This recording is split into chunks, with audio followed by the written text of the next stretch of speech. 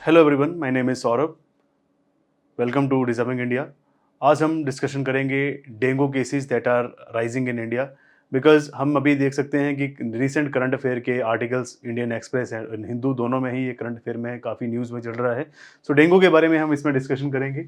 So dengue cases rise on rise at global level. So dengue cases जो हैं बहुत ज़्यादा इंक्रीज हो रहे हैं वैश्विक स्तर पे। बहुत ज़्यादा इसमें केसेस बढ़ते हुए देखे हैं, बहुत ज़्यादा संख्या है जिसमें डेंगू के केसेस देखे गए हैं। इंडियन एक्सप्रेस एंड हिंदू दोनों में ही ये आर्टिकल रिसेंटली देखा गया है।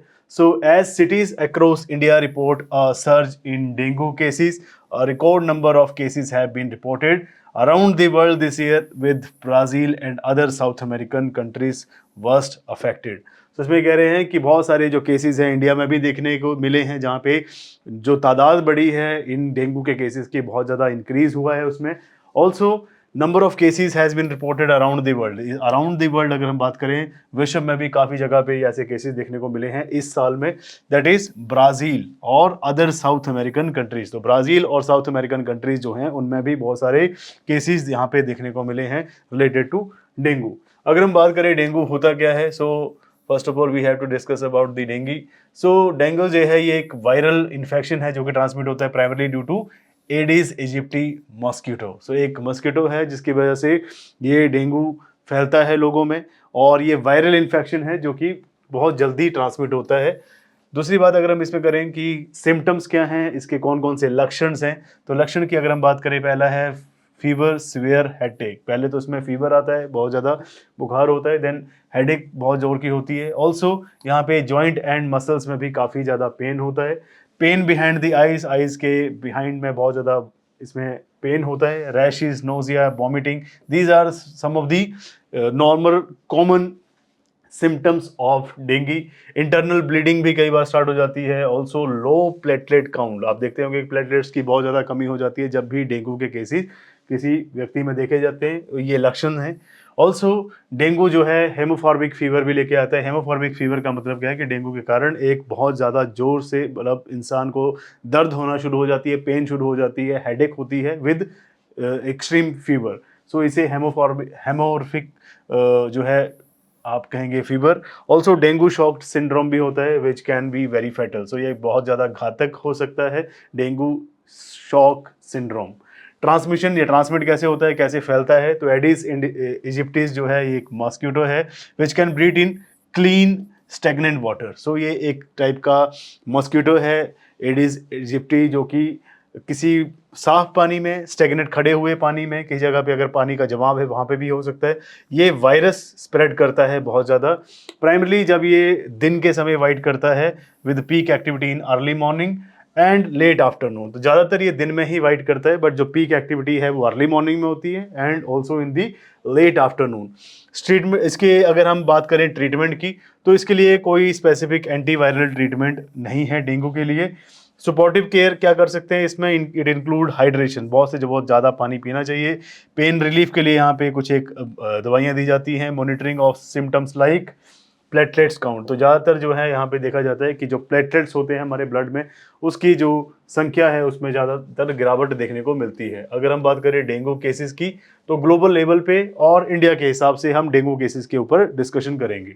सो अगर हम संख्या की बात करें ग्लोबल लेवल पे, वैश्विक तौर पे या वैश्विक स्तर पर, तो 12.6 दैट इज 12.6 मिलियन केसेस पूरे ग्लोबली अबाउट देखे गए हैं इस साल अगस्त 2024 तक, जिसमें से लगभग 6,991 डेथ्स जो हैं यहाँ पे काउंट की गई हैं out of these cases. This is more than the double cases recorded last year. तो 2023 में जो डेंगू के केसेस आए थे उसमें से ये डबल अमाउंट है, और ये ग्लोबली, मतलब वैश्विक स्तर पे ये बहुत ज़्यादा बड़ा है। Countries like Brazil and other South American nations are among the worst affected. तो सबसे ज़्यादा जो अफेक्ट हुआ है, जहाँ पे ज़्यादातर इसका प्रभाव पड़ा है, वो ब्राज़ील और साउथ अमेरिकन कंट्रीज़ में बहुत ज़्यादा इसका प्रभाव देखने को मिला है। अब हम बात करते हैं भारत के संदर्भ में या भारत के कॉन्टेक्स्ट में, इंडिया के कॉन्टेक्स्ट में। सो इंडिया में अगर हम बात करें केसेस की, तो 50% राइज हुआ है केसेस में एज कंपैरिजन टू 2023। जैसे वैश्विक तौर पे यहाँ पे राइज हुआ है केसेस का, वैसे ही भारत में भी इन केसेस में बहुत ज़्यादा आपको संख्या में बढ़ोतरी देखने को मिली है। दैट इज 50% राइज, मतलब लगभग 50% यहाँ पे इंक्रीज हुआ है, which was confined to 8 states in India. पहले ये सिर्फ और सिर्फ 8 स्टेट्स में ही 2001 तक जो था डेंगू देखा जाता था, जबकि अभी ये लगभग सभी that is spread has now spread to every state and union territory. तो अभी जो डेंगू के केसेस हैं पूरे के पूरे राज्यों में और केंद्र शासित प्रदेशों में देखे जाते हैं, जो कि 2001 में सिर्फ 8 स्टेट्स में ही था। वैक्सीन की अगर हम बात करें इसकी, अगर हम इसके टीकाकरण की बात करें तो WHO ने जो रिकमेंड की है 2 वैक्सीन, उनके नाम that is WHO is world health organization, जिन्होंने एक इसके लिए 2 प्रकार की वैक्सीन या फिर 2 प्रकार के टीकाकरण की बात की है। उन टीकाकरण के बारे में अभी हम डिस्कशन करेंगे। सो डेंगू के लिए एक डेंगवैक्सिया एंड दूसरा है क्यू डेंगा। ये 2 ऐसी मेडिसिन हैं जिनको या वैक्सीन ऐसी हैं जिसको WHO ने तो रिकमेंड किया है, बट इंडिया ने अभी तक इनको अप्रूव नहीं किया है। इंडिया खुद की एक इंडिजिनस वैक्सीन बनाने की अभी बात कर रही है, और जहाँ पे इंडियन गवर्नमेंट ने कुछ एक साइंटिस्ट को यहाँ पे कैंडिडेट्स को यहाँ पे सिलेक्ट किया है, जो कि होंगे Serum Institute of India and Panacea Biotec. तो इन दोनों कंपनीज में से इन्होंने कहा है कि सीरम इंस्टीट्यूट ऑफ इंडिया और पेनेकिया बायोटेक इंडिया ये इसके लिए वैक्सीन बनाएगा, बट जो WHO की रिकमेंडेड वैक्सीन है वो है डेंगवैक्सिया एंड दूसरा है क्यू डेंगा। सो इंडिया ने अभी तक इनको अप्रूव नहीं किया है। जब तक इंडिया अप्रूव नहीं करता तो यहाँ इंडिया में अभी यूज़ नहीं की जा सकती। दूसरा रीज़न क्या है इतने ज़्यादा केसेस बढ़ने के डेंगू के 2024 में? जैसे हमने देखा कि लास्ट ईयर ये 23 में 50% कम थे, बट इस बार 50% राइज है।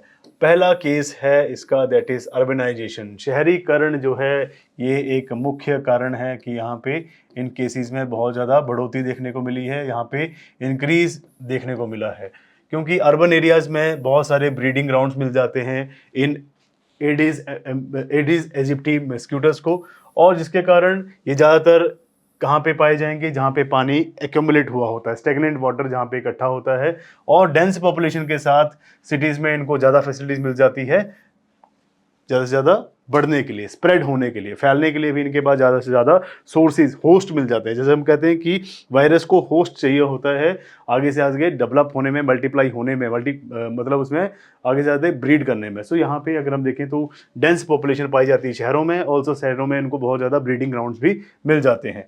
सेकेंड जो इसमें कारण है दैट इज़ क्लाइमेट चेंज, जलवायु परिवर्तन भी इसमें एक मुख्य कारण है। कैसे?